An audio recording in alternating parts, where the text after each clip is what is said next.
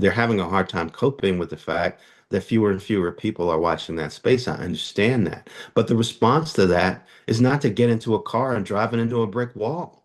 Is this the end of 60 Minutes as we know it? And is CBS killing one of their highest rated shows on purpose? Well, that is exactly what Scott Pelley alleged at a staff meeting on Monday, that explosive meeting where he accused the editor-in-chief, Bari Weiss, of, quote, murdering 60 Minutes and doing it on purpose. 24 hours later, Scott Pelley was shown the door, fired by CBS. Today, I'm talking to NPR media critic Eric Deggans about what's really going on at 60 Minutes and the even bigger story coming up next that could change American news forever.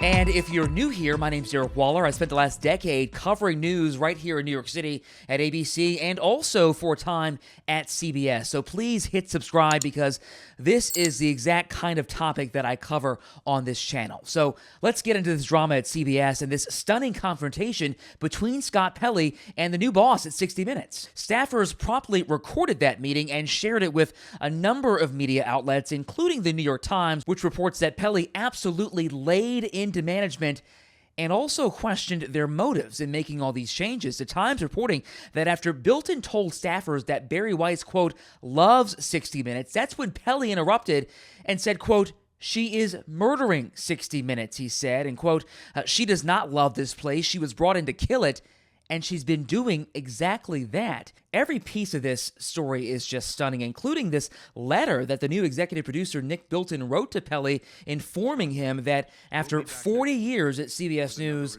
he was being terminated. And that letter has been widely distributed to media outlets. And listen to this. He says, quote, your antipathy to the future of the show has come through loud and clear.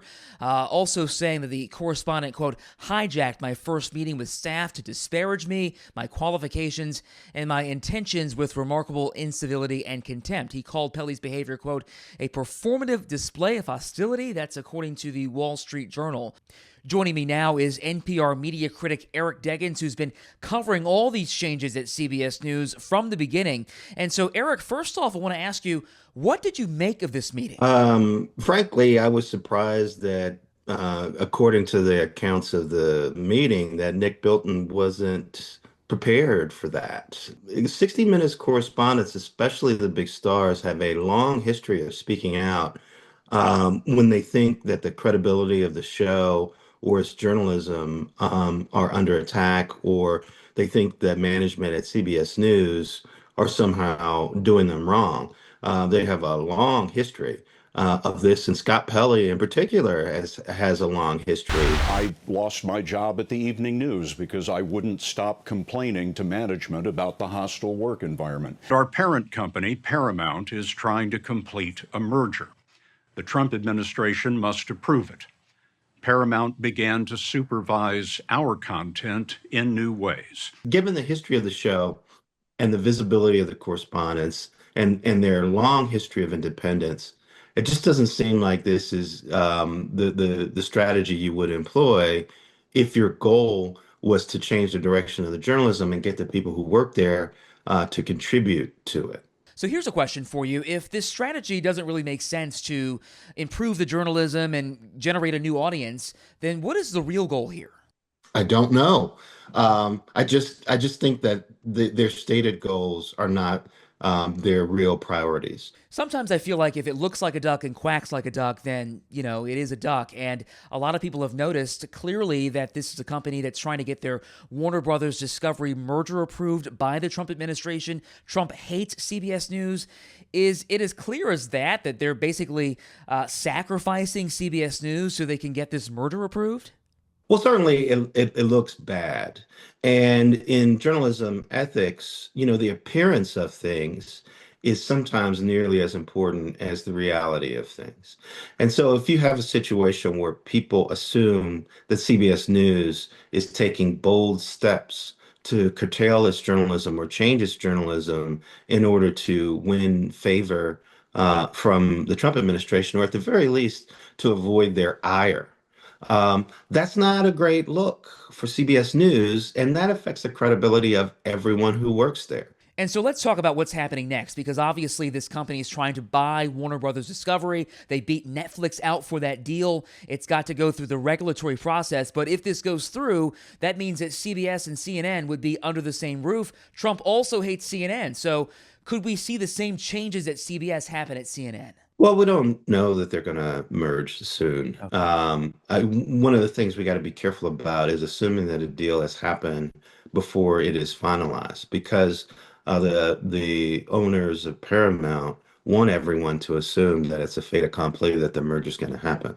And in fact, they're working very hard to try and make it happen before resistance can effectively mobilize. They can see that there are people in Hollywood and people in journalism who are starting to figure out how to oppose the deal. They're taking on quite a lot, right? I mean, CBS News already has a third place evening newscast. They have a third place morning newscast. Both of those shows are suffering because the audience in part is rejecting them because of this perception problem that I talked about. Now 60 Minutes faces a huge challenge. Now, on top of all of that, they're going to try to take on CNN, which already has its own very different matrix of problems. They seem to be biting off way more than they can handle. It just seems like a disaster waiting to happen. And even if this merger happens, and even if you believe their rhetoric about change, you're looking at years of disruption and falling ratings before they can create something that might draw more viewers. Let me play devil's advocate for a second, because even though this is, one of the most watched TV shows in America, broadcast is in decline. And so there is a school of thought here that why don't you throw the baby out with the bathwater, try something radically different to capture a new audience? What's wrong with that argument?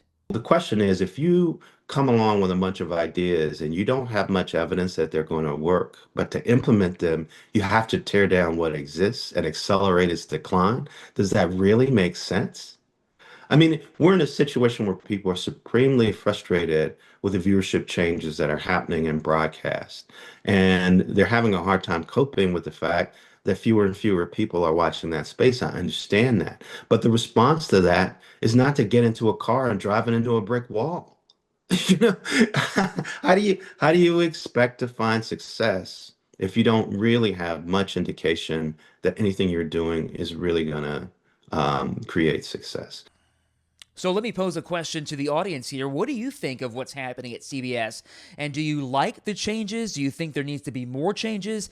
And how do you feel about Scott Pelley calling out his boss in person in that meeting? Do you think that that was the right call, or was it inappropriate? Let me know in the comments. I'm Derick Waller. Thanks for watching, and check out this story next.